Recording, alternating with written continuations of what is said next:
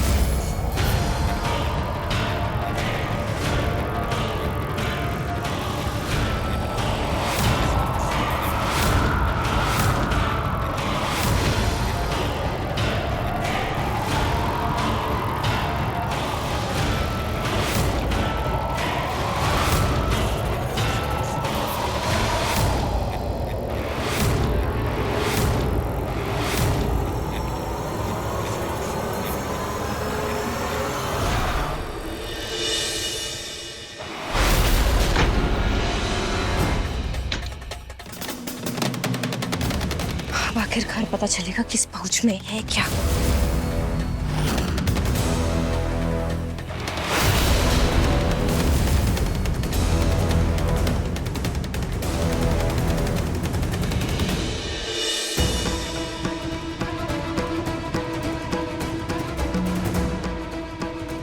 Passport ये किसका है? दादी जी का पासपोर्ट? ये तो लेकिन दादी जी ने से पाउच में अपना पासपोर्ट क्यों छुपा रखा है? आखिर ये पासपोर्ट में ऐसा है क्या?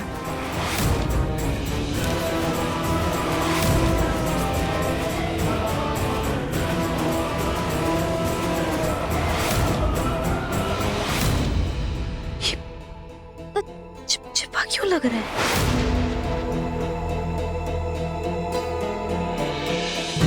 ऐसा लग रहा है जैसे एक पेपर के ऊपर दूसरे पेपर को चिपकाया हो।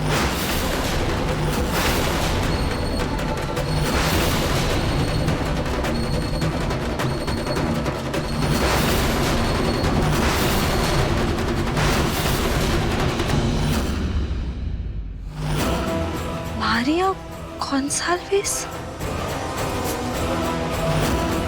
पूनम मारिया।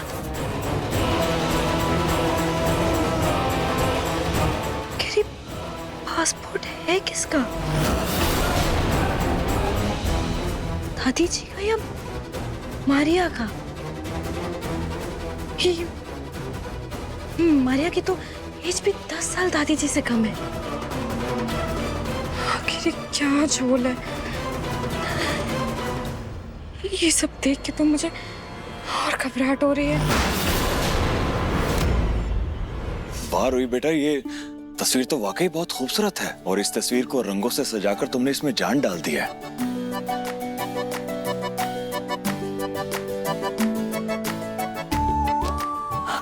मुझे तो ऐसा लग रहा है ये तस्वीर अभी बोल पड़ेगी। भाभी प्लीज आप मेरी भी एक पेंटिंग बनाना। जरूर अपनी दीदी, मौका मिलते ही बना दूंगी।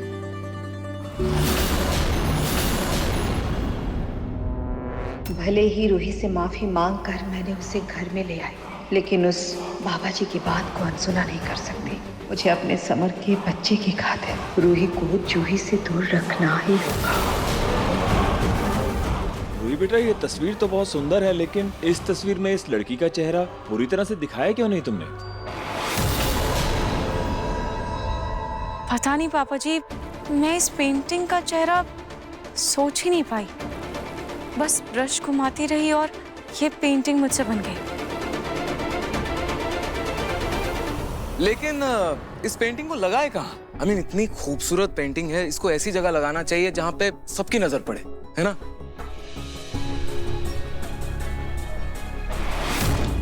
साले साहब फिर वहां लगाते हैं ना, वहां ईंट भी लगी हुई ऑलरेडी। ओ या, वही लगाते हैं।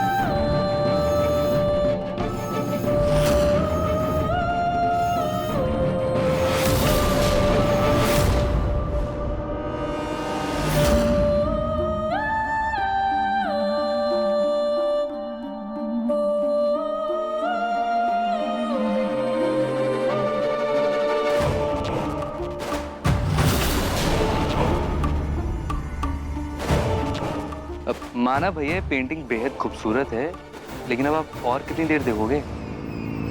छोड़ भी दो भैया।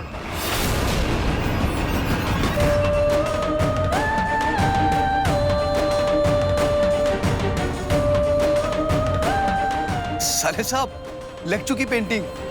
अब तो ऐसे देख रहे हो जैसे लड़की की पेंटिंग नहीं हो, किसी अप्सरा की हो।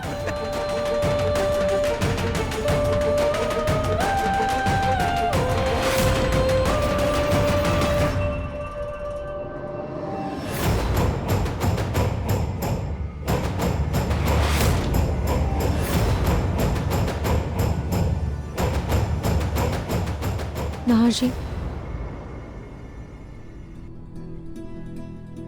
पेंटिंग लग गई है। हाँ, आप कहाँ खो गए? पता नहीं रूही, वो तुमने इतनी खूबसूरत पेंटिंग बनाई है ना, जब जब देखता हूँ ना खो जाता हूँ। ब्यूटीफुल। ठीक है, आप अभी फिलहाल जाकर हाथ मुंह धो लीजिए। हाँ।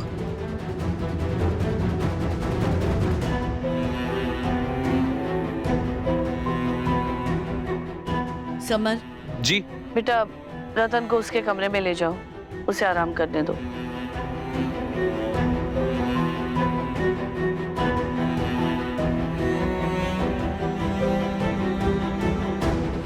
तुमसे दूर रहने में ही जूही और उसके होने वाले बच्चे की भलाई है।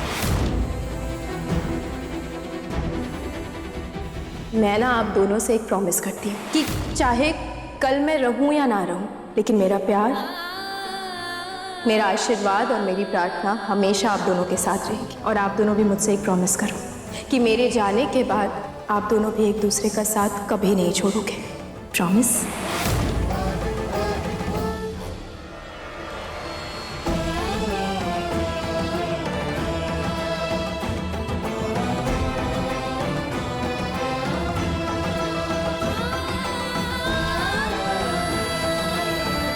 तुझे पता है मैंने तुझे कितना मिस किया?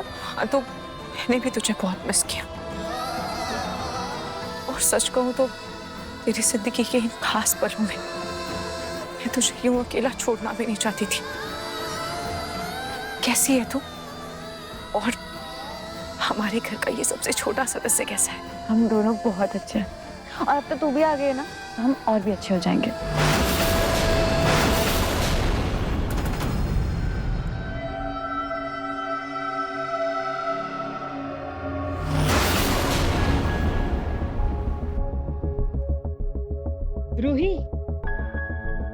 रूही, तुम जाओ, जाके कपड़े बदल लो। हाँ, बातें बाद में कर लेना। और जूही जी। तुम बहुत थक गई होगी, चलो चल के आराम करो। हाँ जूही, तू जाकर आराम कर।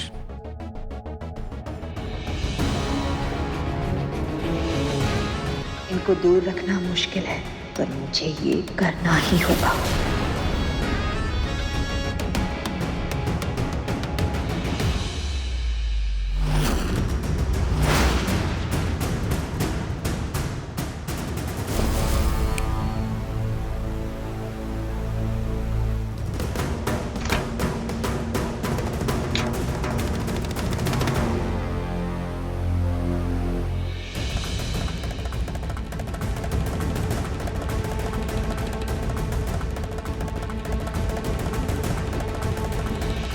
दादी जी के पासपोर्ट में भी दो नाम थे और दिन भर अपना फोन चेक कर रही थी। पूजा के समय भी इनके फोन में कुछ होगा, चेक करना होगा।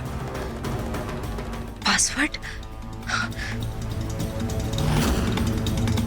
गलत है। दादी जी के फोन का पासवर्ड तो पिंकू जी की डेट ऑफ बर्थ थी। दादी जी ने अपना पासवर्ड भी चेंज कर दिया। अब क्या करूं मैं, क्या करूं?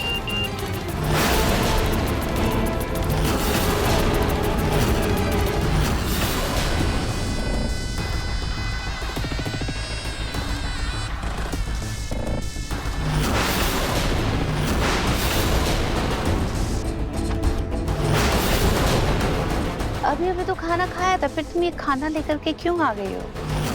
दादी जी वो दिन भर दवाइयाँ खाती रहती है ना, तो आपको थोड़े थोड़े समय पे कुछ ना कुछ खाते रहना चाहिए। ना ना ना ना ना ना, मेरा पेट बहुत ज्यादा भरा हुआ है, मैं भी कुछ नहीं खा सकती। तुम ये खाना लेकर के जाओ प्लीज। जी हाँ।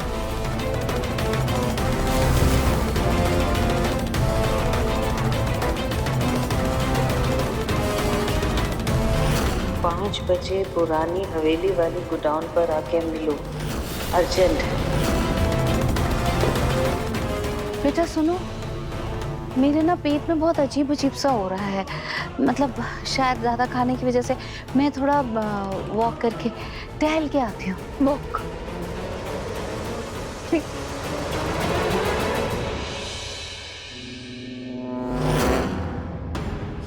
हो क्या रहा है? दादी जी ने अपने फोन का पासवर्ड भी बदल दिया।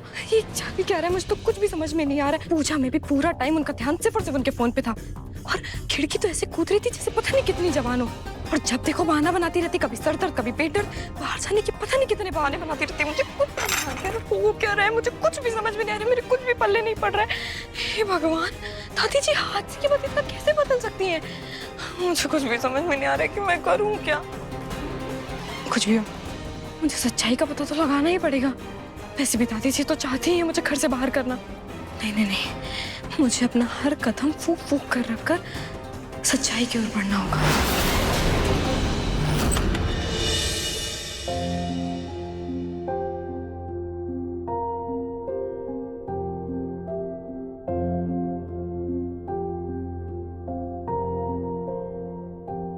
हाँ जी, आप यहाँ बाहर क्यों खड़े हैं? पता है, बचपन से ही ये कमरा मेरा ही रहा है, लेकिन जब से तुम मेरी जिंदगी में आई हो, तुम्हारे बिना मेरी जिंदगी ही नहीं बल्कि ये कमरा ही बहुत अधूरा सा लगता है। और आज जब इतने दिनों बाद हम एक दूसरे के साथ इस घर में वापस आए हैं, तो मैं चाहता हूं कि हम दोनों एक साथ इस कमरे में एंटर करें।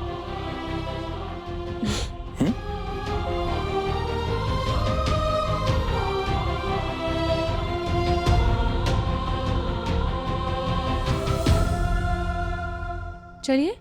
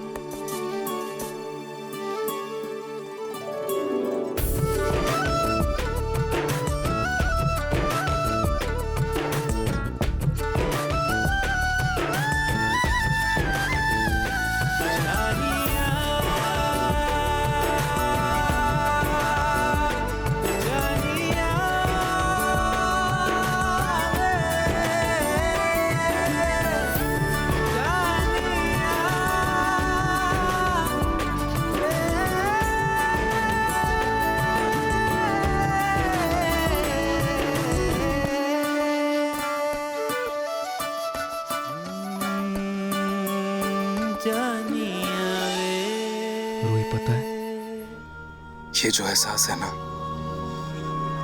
मेरे लिए बहुत कीमती है।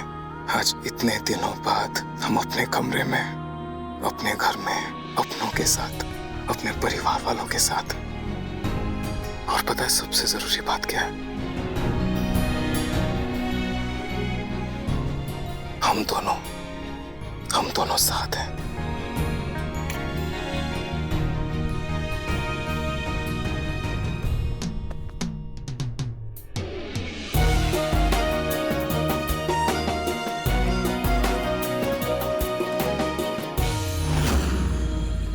अब जाके टाइम मिला है, जल्दी से अपने बालों में कलर लगा लेती हूँ।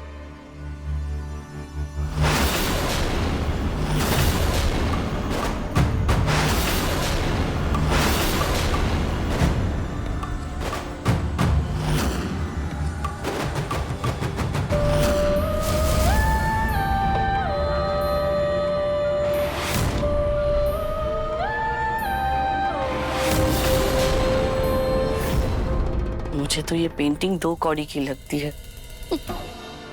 पता नहीं नाहर को इस सांवली सी लड़की में क्या नजर आया जो तारीफों के इतने पुल बांधे जा रहा है। जैसे उस रूही का रंग सांवला है ना, ये पेंटिंग भी उसने वैसे ही बनाई है। इस रूही को तो जैसे तैसे बर्दाश्त कर रही हूँ, उसकी ये पेंटिंग बिल्कुल नहीं झेली जाएगी। इसे तो मैं अभी उठा के बाहर फेंकती हूँ।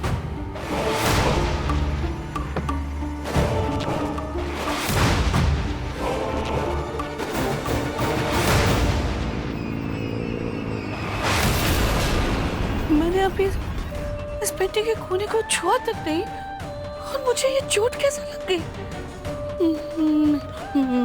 मैं अभी जाकर दवाई लगाती हूँ, वरना कहीं इन्फेक्शन ना हो जाए।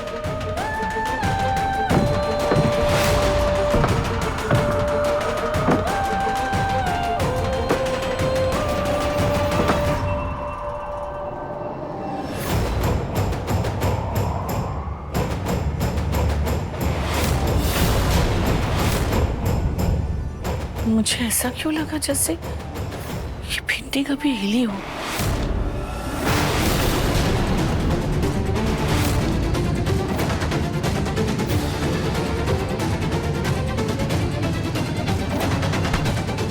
मैं भी, यहाँ हवा कहाँ है जो ये पेंटिंग हिलेगी?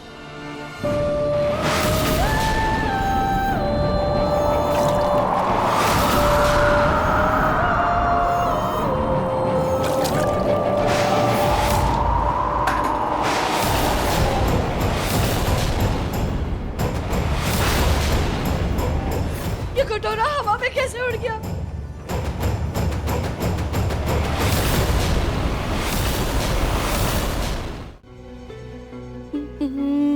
मैं जल्दी से मुंह धो लेती हूँ, नहीं तो मैं काली हो जाऊंगी।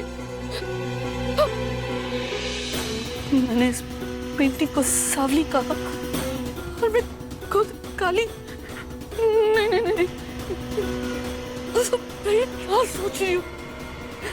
मैं जल्दी से मुंह धो लेती हूँ।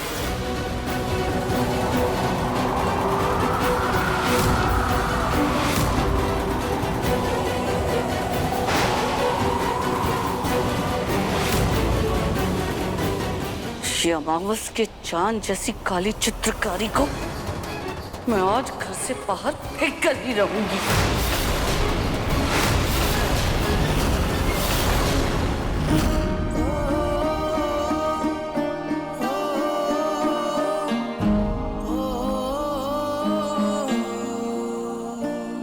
अब हमें कोई अलग नहीं कर सकता।